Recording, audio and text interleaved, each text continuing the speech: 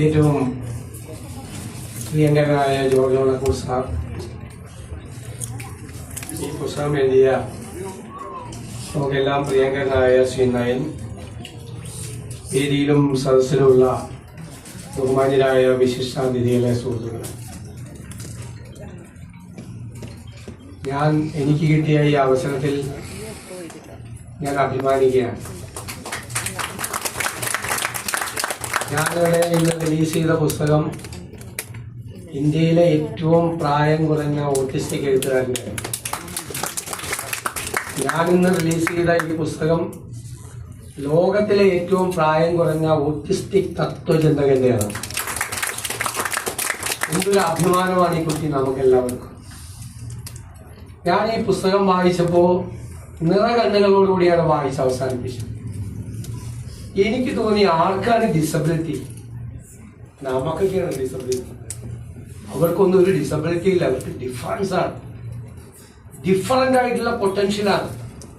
നമ്മളൊന്നും ചിന്തിക്കാൻ പറ്റാത്ത, നമ്മുടെയൊന്നും നമ്മൾ പറയില്ല ഒരു തോട്ട് പ്രോസസ് നമ്മുടെ ഉണ്ടെന്ന്. അതിനെക്കുറിച്ചൊക്കെ നമുക്കൊക്കെ എന്തൊരു അഹങ്കാരമായിരുന്നു, അതൊക്കെ പോയി. അതിൻ്റെ അപ്പുറം നിൽക്കുന്ന ഒരു തോട്ട് പ്രോസസ്സാണ്. അദ്ദേഹത്തിന്റെ ഈ കുട്ടിയുടെ ചിന്തകൾ വ്യാപരിക്കുന്നത് നിങ്ങൾ വായിച്ചാൽ നിങ്ങൾ അത്ഭുതപ്പെട്ടു പോകും. എന്താണ് പറയുന്നത്? ഉത്തരം മനോഹരമായ വാക്കുകളുണ്ട്.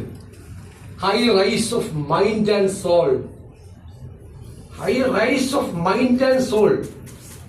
മനസ്സിന്റെ ആത്മാവിന്റെ ആ ഒരു ഉയർച്ചയാണ്. അതിൽ നിന്നാണ് അതിന്റെ വ്യത്യസ്തത. അപ്പോഴാണ് ആ ചിന്തകൾ അതിലേക്ക് പോവാണ്. ഈസോട്ടറിക് ട്രൂത്ത് വാക്കാൻ നമുക്ക് കാണാൻ കഴിയാത്ത, നിഗൂഢം എന്ന് വേണമെങ്കിൽ വിശേഷിപ്പിക്കാം, പെടാൻ കഴിയുന്ന ഹിഡനായിട്ടുള്ള സത്യങ്ങൾ. അതാണ് ഇതിന്റെ അകത്ത് ഒളിഞ്ഞിരിക്കുന്നത്. ആരാ പറഞ്ഞത് അവർക്ക് കമ്മ്യൂണിക്കേറ്റ് ചെയ്യാൻ പറ്റില്ലെന്ന്? ഈ പുസ്തകത്തിൽ ഇത്ര മനോഹരമായ ഒരു കമ്മ്യൂണിക്കേഷൻ ഞാൻ വായിച്ചിട്ടില്ല, ഒരിടത്തും ഞാൻ കണ്ടിട്ടില്ല. ടെലിപ്പതിയെ കുറിച്ചാണ് പറയുന്നത്.